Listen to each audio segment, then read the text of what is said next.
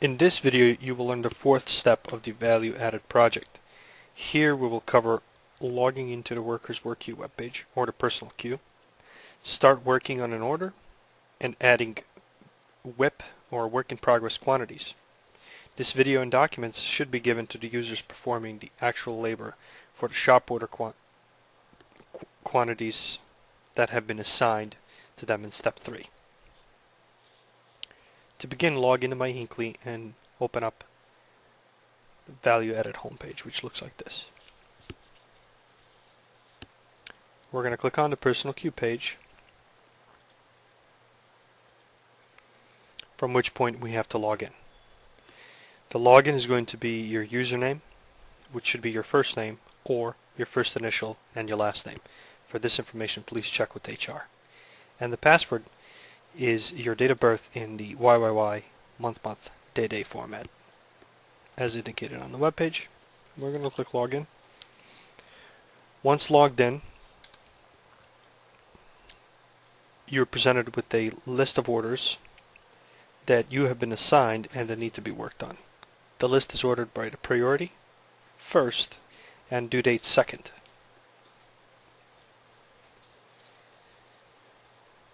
So we want to find the order we need to be working on, which technically should be the first order on the list. We're going to click on it. I'm going to say start work.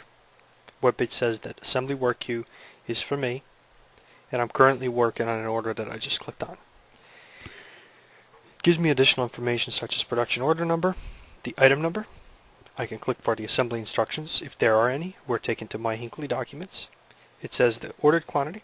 It tells me the completed quantity, and it tells me the quantity remaining. So I have not completed any quantity for this particular WIP. So once I hit the start button on the start work queue, my time has been captured, and now I'm actually working on this web page. To show you what this looks like, I'm going to copy this order number, and I'm going to click return to work queue. And I'm going to find this order on this list by searching for it. Comes right up. Next I'm going to go into the order, and I'm just going to edit the due date to get it to change from past due.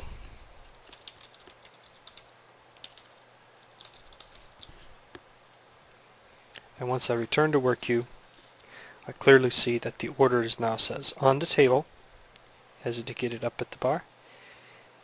This means that the order is being worked on by me.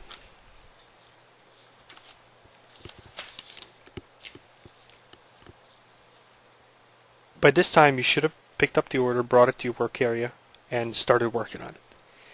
Once completed, or at the end of each day, you are to return to the personal queue webpage.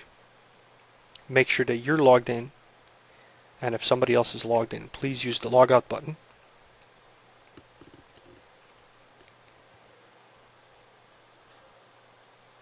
And enter the quantities that you have completed. Now I'm going to pretend that I only did one at this time. Let's say enter transaction. And at this point the system has recorded my start and end times and the quantity completed. Looking at the web page and looking at my information in my work queue, I can see that this order that I worked on, 3 was requested. I have reported 1, and that means I have 2 more remaining. If I return to the work queue web page, the order is now listed as ready. That means it's ready to be built and nobody's currently working on it. And that concludes the fourth step of the value added training video.